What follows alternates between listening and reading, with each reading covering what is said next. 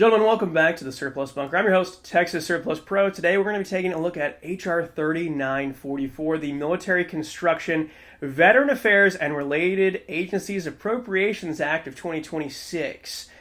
Why are we looking at this piece of legislation? Well, moving forward, gun owners are going to need to pay attention to every single budget-related bill. Now, why is that? Well, because of the failure of the One Big Beautiful Bill to include the Hearing Protection Act and the Short Act, we now find ourselves in a situation where the $0 tax stamp is unlikely to survive much longer.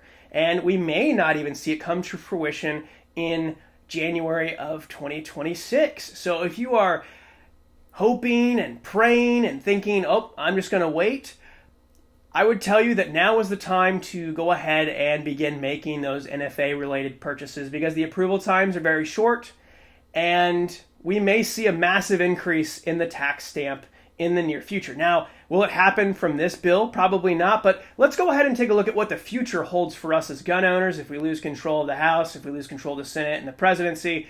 And I think come midterms, Republicans are about to get a big spanking anyway, just based on the way that they've been governing or not governing and not doing anything that they ran on as usual.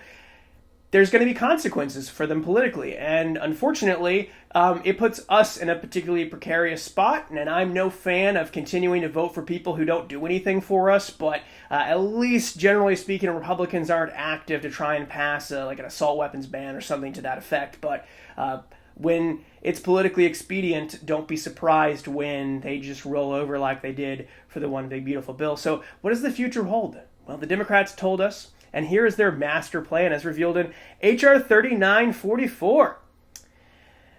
Rate: there shall be levied, collected, and paid on firearms transferred at a tax rate of $4,709 for each. So this was laid out just recently while the debates around the Hearing Protection Act and the Short Act were raging. And for many years, Democrats have repeatedly stated that they felt that the $200 tax stamp simply wasn't high enough. As was laid out in 1934 when debates surrounding the NFA were going on, one of the primary reasons they wanted this legislation passed was to literally make things not accessible to the average person. They wanted to deter ownership. Those are their words. And the best way to deter ownership is to tax something into oblivion. So if a suppressor that's $300, $500 comes with a $4,700 tax stamp, there's probably not going to be a lot of people acquiring suppressors in the future, which is the entire point. We go back many years, back to an era that many conservatives love to simp for, the era of Ronald Reagan. Reagan signed into law this wonderful act, this wonderful amendment, the Hughes Amendment. And that amendment banned new-built machine guns from being transferred to private citizens. So items that might be a few $100s in 1982, today they're worth upwards of $30,000 to $60,000.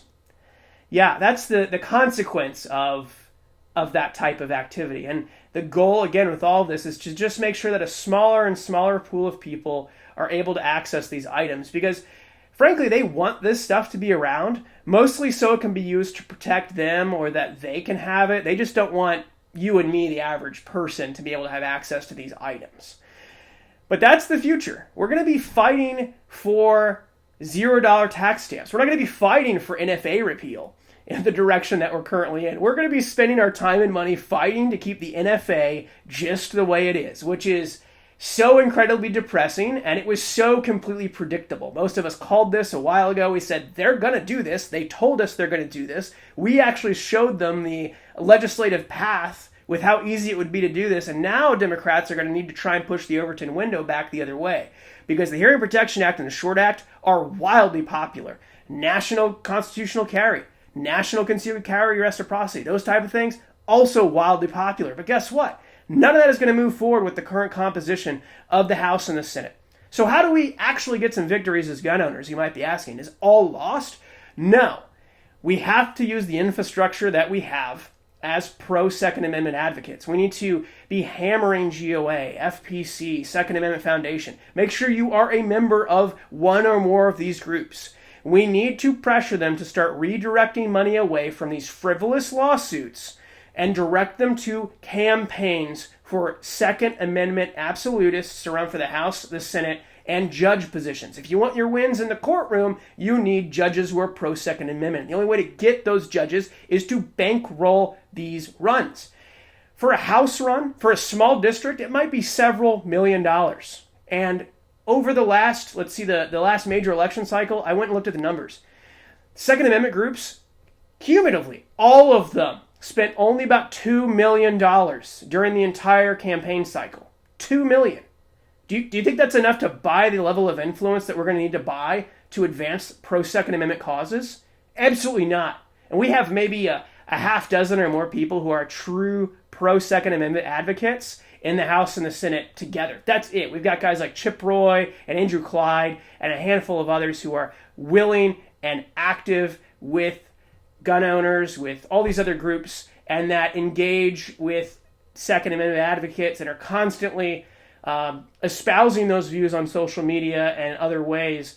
And it's really, really important that they get some more allies and colleagues that they can work with to advance a pro-2A agenda. We can't count on the status quo. We have to end that now, and we have to push the pro-gun groups to do what they need to do, because midterms are around the corner, and there are a lot of weak Republican candidates who need to be replaced. Thanks for watching.